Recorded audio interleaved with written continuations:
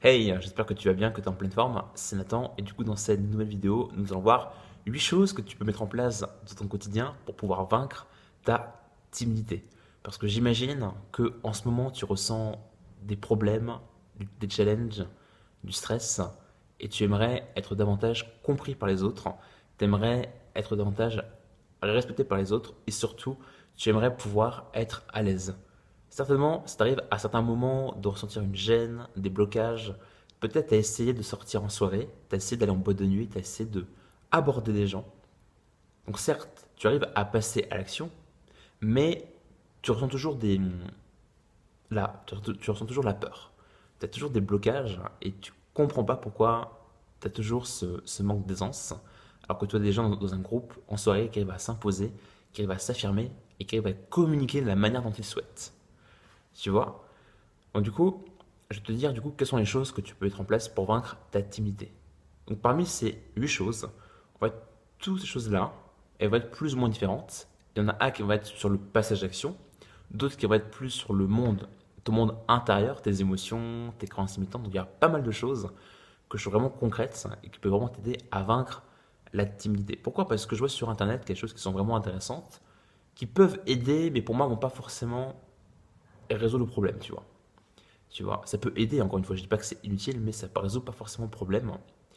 Donc voilà, voici les choses que je peux te partager. Alors du coup, la première chose qui est la plus importante, je le dis pour la timidité, mais en fait c'est valable pour tout le domaine de vie. Comme je t'ai dit, dans n'importe quel objectif qui est important pour toi, le fait de clarifier ta vision est super important. Parce que souvent quand tu te sens bloqué et que tu te sens en difficulté, c'est que souvent tu te dis mais quel est le sens en fait? Pourquoi ma vie manque de sens? Du coup, l'idée c'est de t'autoriser à rêver, et te dire tiens, au niveau social, au niveau relationnel, au niveau sentimental, quelle est ma vision? Quelle est la vision qui m'inspire dans son domaine de vie? C'est hyper important parce que la vision va te permettre de créer de l'énergie en toi, va te permettre de t'autoriser à avoir des images mentales qui sont importantes pour toi. Et quand tu vas t'autoriser à te connecter à cet espace de perception, de réalité, du coup, ça te motivait déjà, ça te motivait. Et moi, je l'ai utilisé dans plein de domaines de vie où j'étais en galère, comme le social, le sport, le professionnel. Et dès que tu t'autorises à rêver plus grand, en fait, où est-ce que j'en suis dans 2 ans? Où est-ce que je suis dans 5 ans, dans 10 ans? En fait, c'est hyper important. Du coup, ça te crée l'énergie. Et on peut se dire, mais quel rapport en fait de vaincre cette timidité? Mais justement, le fait que un timide peut se dire tiens, c'est difficile, c'est dur, la vie est difficile, les gens me jugent, j'ai pas les choses que je veux, c'est qu'il commence à rêver petit et à baisser les bras. Ou l'idée, ce qu'il faut faire maintenant, c'est qu'il faut se dire tiens, quelle est la vision qui m'inspire? Si tout était possible, si vraiment j'ai toutes les ressources que je voulais faire, voilà, quelle serait ma vision? Et du coup, quand tu dis tiens, quelle est ma vision? En fait, tu commences à reprendre du pouvoir. Tu commences à reprendre du leadership. Parce que quand tu réalises que les leaders, la plupart des leaders comme Steve Jobs, Elon Musk, Arnold Schwarzenegger, ils avaient une vision inspirante. Donc c'est important de clarifier ta vision et de t'autoriser à croire que c'est possible. Ensuite, la deuxième chose que tu fais au quotidien, c'est de te challenger au niveau social. Parce que l'erreur qu'on peut faire quand on est timide, c'est qu'on peut rester chez nous, en fait, on peut rester à la maison, on peut rester dans notre confort. Et au final, on va se dire, allez, bon, je vais attendre, je vais peut-être aborder cette fille, je vais aborder ce groupe. Euh, une fois que je sentirai, tu vois, une fois que je sens, que je suis en confiance, je peux le faire. Sauf que ça marche pas. C'est comme si tu disais, j'irai à la salle de sport uniquement quand je serai musclé. Donc ça marche pas comme ça, en fait. Du coup, si tu veux, par exemple, aller à la salle de sport, prendre du muscle, il faut que tu as cette capacité à le faire même justement quand t'as pas forcément, là, t'es pas forcément musclé en fait, tu vois, t'as pas forcément les capacités qu'il faut. Donc, il faut arriver en fait simplement à se mettre en mouvement, à passer à l'action, même quand t'as l'impression que c'est pas bon en fait, même quand t'as l'impression que c'est pas parfait en fait.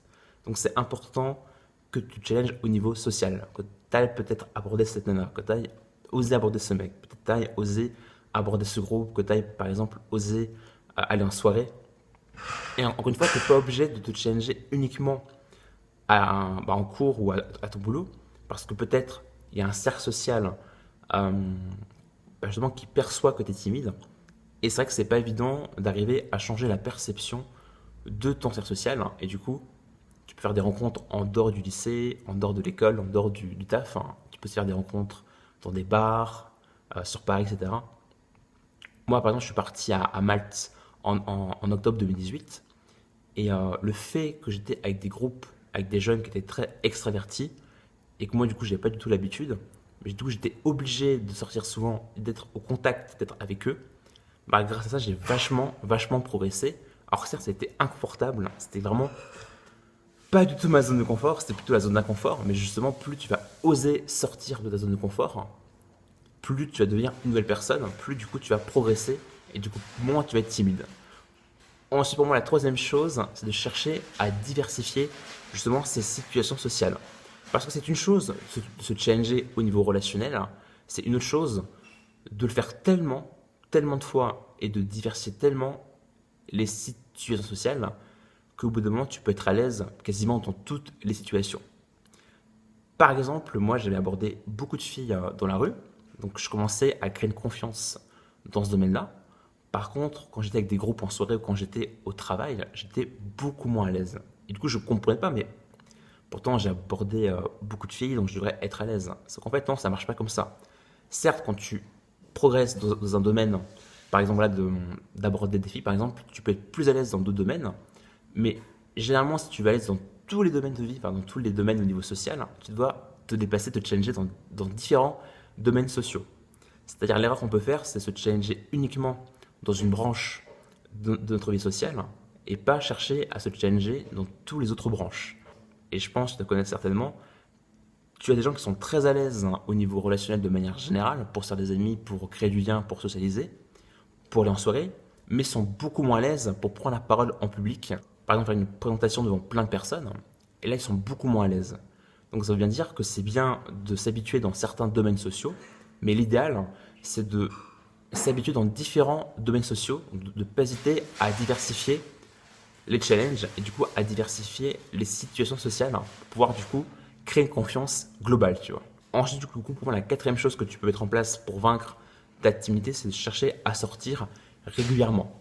C'est-à-dire, l'erreur que j'ai fait et que beaucoup de timides font, c'est qu'on a tendance à, par exemple, jouer aux jeux vidéo, à rester chez soi, à rester dans notre petit confort, en fait. Et au final, bah, on ne progresse pas, en fait. Et du coup, plus tu vas t'habituer à rester chez toi, en fait, moins tu auras envie justement de sortir, en fait. C'est-à-dire, c'est dû à tes actions et à ton comportement. C'est-à-dire, plus, par exemple, tu vas faire du sport, plus tu auras envie de faire du sport. Plus tu vas ne pas faire de sport, te reposer, rien faire, plus tu auras envie de te reposer. Et du coup, là, c'est un peu la même chose. Donc, plus tu vas te forcer à sortir, plus tu vas avoir envie de sortir. Donc, je sais que souvent, quand on est timide, on n'a pas envie de sortir parce qu'on a peur d'être jugé, on a peur de vivre du challenge, on a peur de faire ces choses-là, en fait. Mais plus tu vas oser sortir, plus tu vas augmenter ta confiance, plus tu vas aussi augmenter ton estime de toi-même parce que sortir, on a envie de le faire, c'est agréable, on peut faire des rencontres, on peut même s'amuser. Et après, si au début ça te fait peur d'être en interaction avec des groupes, avec des gens, c'est-à-dire que tu n'es pas forcément obligé de sortir en parlant des gens. Tu peux déjà, comme première étape, comme première challenge, sortir tout seul, sans parler aux gens, mais juste sortir plus souvent, par exemple. Ensuite, la cinquième chose que je pourrais conseiller pour vaincre cette timidité, et du coup pour développer sa confiance en soi, c'est de méditer. C'est de méditer. Parce que parfois, le problème, c'est qu'on peut, certes, on va passer à l'action, on va interagir avec des gens, mais on va passer à l'action en étant stressé et en se précipitant. Et du coup, l'intérêt de s'entraîner et de s'habituer à faire de la méditation, c'est du coup, ça va te créer un espace de détente en toi, ça va te créer un espace de bien-être, et du coup, tu vas parler moins vite, tu vas être plus détendu, tu vas être plus calme en fait.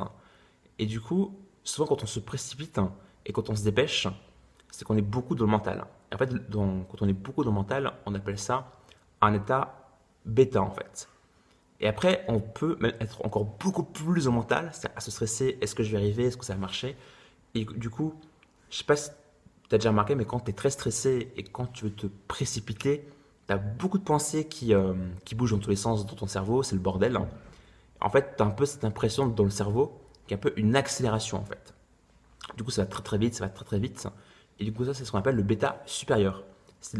Là, c'est le mental, mais ça va t'es encore plus dans le mental et du coup, tu es encore beaucoup plus stressé et du coup, tu es encore beaucoup plus en train de réfléchir est-ce que ça a marché, est-ce que les gens vont être sympas, etc. Tu vois. Et en fait, quand tu respires et au lieu de penser à ton mental, mais tu vis pleinement tes émotions dans ton corps, en fait, tu es beaucoup plus connecté au présent, tu es beaucoup plus connecté à tes émotions. Et ça, c'est ce qu'on appelle un état plus alpha, en fait. Alpha, c'est ça se ralentit, ça se détend, ça se calme plus, tu es plus connecté au présent, tu es plus calme, en fait. Et du coup, forcément, c'est plus facile d'être à l'aise avec les autres quand déjà tu es calme, en fait, tu vois. Donc, le fait de méditer, je te dis pas que tu vas avoir des résultats rapidement, parce que je pense que c'est plus sur du moyen terme, voire du long terme. Mais au moins, l'intérêt, c'est que si tu sors et en plus tu médites, tu vas pouvoir du coup être plus en bien-être, être plus détendu. Et du coup, quand tu vas communiquer avec les autres, ça va vraiment faire toute la différence. Ensuite, du coup, pour moi, la sixième chose pour vaincre sa timidité, c'est de pratiquer la gratitude. Alors souvent, on peut confondre le fait de méditer et la gratitude. Alors c'est vrai que souvent, c'est très similaire, hein, parce que les gens qui vont méditer, elles vont créer un état de gratitude, vont dire merci, merci à la vie, merci à l'univers, merci à la science. Et du coup, c'est vrai que souvent, les gens qui méditent, elles vont créer une émotion de gratitude. Sauf que c'est différent, parce que la méditation, en fait, tu vas juste te mettre en position assise, fermer les yeux, et juste te concentrer sur ta respiration. Alors que la gratitude, c'est différent. La gratitude, tu médites pas forcément en fait. Pratiquer la gratitude, ça veut dire merci à la vie ou dire merci à une personne, à un événement. Et tout simplement, ça va avoir de la gratitude, avoir de la reconnaissance pour la vie que tu as. Mais contrairement à ce qu'on pourrait croire, avoir la gratitude, c'est pas uniquement dans le sens avoir la gratitude pour les choses qui sont positives, mais c'est également avoir la gratitude pour les choses qui sont plus négatives, tu vois. C'est-à-dire, tu as vécu un challenge, peut-être tu as échoué un oral, ou peut-être tu as voulu aborder un groupe et ça s'est pas forcément bien passé, et bien en fait, tu peux travailler le fait justement d'avoir la gratitude pour ça en fait. Alors là, ça peut paraître un peu contre-intuitif, mais justement le fait de remercier les choses qui sont moins positives, du coup, ça peut aussi te créer la force. Parce que les choses les moins positives, on a moins envie de les vivre, elles sont moins agréables. Mais même si elles ne sont pas agréables, elles nous font grandir. Et souvent, ce sont les choses qui sont les moins agréables qui nous font évoluer, qui nous font grandir. Parce que elle a été prouvé par des études scientifiques que la gratitude, ça permet de diminuer l'anxiété, ça permet de diminuer le stress. Et en plus, ça a même été prouvé par plein d'études scientifiques et par les neurosciences que la gratitude améliore les compétences sociales. Donc du coup, entre autres, t'entraîner à pratiquer la gratitude au quotidien, ça t'aide du coup à être plus serein, à être plus à l'aise avec les autres. Ensuite, pour moi, la septième chose pour vaincre cette timidité et du coup améliorer sa confiance en soi, c'est de pratiquer un sport. Un sport, c'est super cool parce que du coup, tu vas être un petit peu en mode allez, je vais à fond, je me dépasse, je vais à fond. Et du coup, ça te permet de créer de l'énergie. Et du coup, ça permet de créer du bien-être en fait. Parce que franchement, je pense que tu as déjà fait, tu as déjà tenté, mais quand tu manges sainement ou que tu fais du sport, tu te sens vraiment bien. Tu te sens vraiment dans une bonne énergie. Alors l'idéal est de faire un sport d'équipe. Je pense pas que tu es obligé de faire un sport d'équipe, parce que c'est vrai que c'est pas forcément facile quand on est timide. Déjà moi, je fais de la musculation, il y a aussi un moment où je courais pas mal. Et comme je courais et comme je fais de la musculation, bah, du coup j'ai perdu du poids, j'ai aussi pris du muscle, et du coup forcément, quand tu mets de la valeur sur ton corps, quand tu mets vraiment de la valeur sur ton corps, tu te sens beaucoup mieux. Ça augmente aussi ton estime de toi-même. Donc vraiment, fais du sport. Déjà, ça permet aussi d'être un peu en mode, en mouvement, dynamique. On y va, on y va, on y va. Et du coup, tu seras moins dans le côté, est-ce que j'y vais? Est-ce que je vais aborder la personne? Est-ce que je veux le faire? Le fait que tu fasses du sport à côté, c'est plutôt positif parce que du coup, tu es un peu en mode entreprendre. Tu es un peu dans l'action, le mouvement, tu vois. Ça, c'est génial. Ensuite, du coup, la dernière chose, donc la huitième chose pour pouvoir vaincre sa timidité, c'est de travailler sur son monde intérieur. Alors, qu'est-ce que ça veut dire? Parce que je trouve que c'est très bien de se challenger, c'est très bien de passer à l'action, mais le défaut, c'est qu'on peut s'oublier soi-même. C'est-à-dire, on va beaucoup travailler sur l'extérieur, mais beaucoup moins sur l'intérieur. Alors, c'est quoi l'intérieur? C'est-à-dire travailler sur tes blocages internes, travailler sur tes croyances limitantes, et également travailler sur les choses que tu dois améliorer. Par exemple, tu peux te forcer à aborder des groupes, aborder beaucoup de gens pour pouvoir augmenter ta confiance en soi. Mais au final, peut-être que tu es toujours un petit peu effrayé dans le fait de parler aux autres. Pourquoi? Parce que tu n'as pas suffisamment mis de valeur sur ton monde intérieur. C'est-à-dire que tu as forcément plein de blocages, des croyances limitantes. Alors c'est bien de passer à l'action, c'est-à-dire de travailler sur l'extérieur, mais c'est important on va dire, de casser tes croyances limitantes, donc t'entraîner à éliminer tes blocages, à casser tes croyances limitantes, pour du coup, quand tu vas être en interaction avec les autres, tu n'auras pas du coup la même perception de toi-même. Parce que du coup, si tu améliores la perception que tu as de toi-même, si tu as une perception qui est beaucoup plus positive de toi-même, du coup, quand tu vas interagir avec des gens, tu n'auras également pas la même perception de toi-même quand tu seras en interaction avec les autres. Et du coup, ça sera beaucoup plus positif. En tout cas, j'espère que tu as bien aimé cette vidéo. En tout cas, moi, ça m'a vraiment fait plaisir de la faire. N'hésite pas à mettre un pouce bleu, abonne-toi à la chaîne, c'est pour toi, c'est important justement de pouvoir augmenter ta confiance en toi, ton estime. En tout cas, à demain pour la prochaine vidéo. Salut!